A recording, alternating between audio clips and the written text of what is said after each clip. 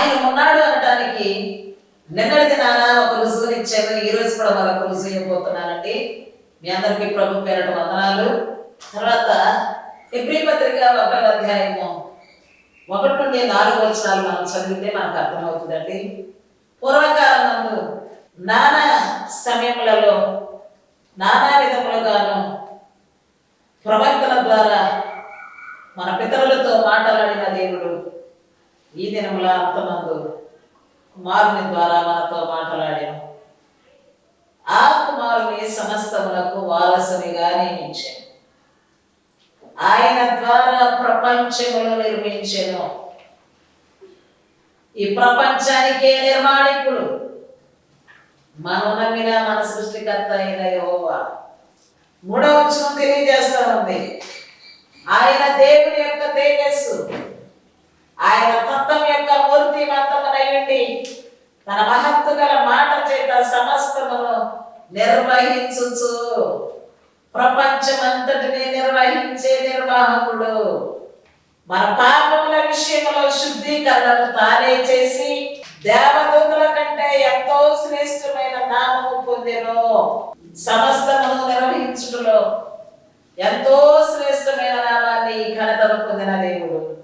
దేవుడు ఆత్మస్వరూపి, ఆయన తేజస్సు కలిగిన దేవుడు, ఆయన ప్రపంచములను నిర్మించిన దేవుడు, సమస్త ప్రపంచమును నిర్వహిస్తూ మన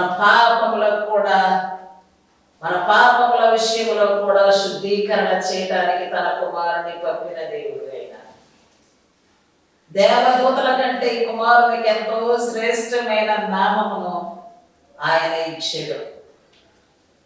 దేవదూతల కంటే ఎంతో ఘనమైనటువంటి నామాన్ని కుమారునికి ఇచ్చాడు. ఆ కుమారుని ద్వారా నిన్ను నన్ను తన కుమార్తెలుగా చేసుకోవాలని ఆయన ఆశపడుతూ ఉన్నాడు. చిన్న ప్రార్థన.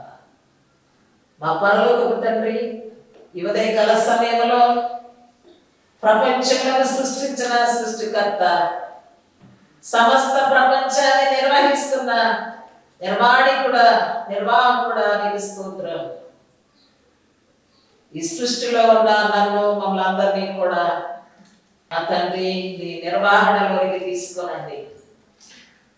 మమ్మల్ని నిర్మించిన నిర్మాణికుడా నీకు స్తోత్రం. మమ్మల్ని నిర్మించడం మాత్రమే కాకుండా మా పాపములకు శుద్ధీకరణ కలుగు చేయడానికి నీ ప్రియకుమారుడైన క్రీస్తు ప్రభుని మా కొరకు పంపిన విధానం కొరకు స్తోత్రం.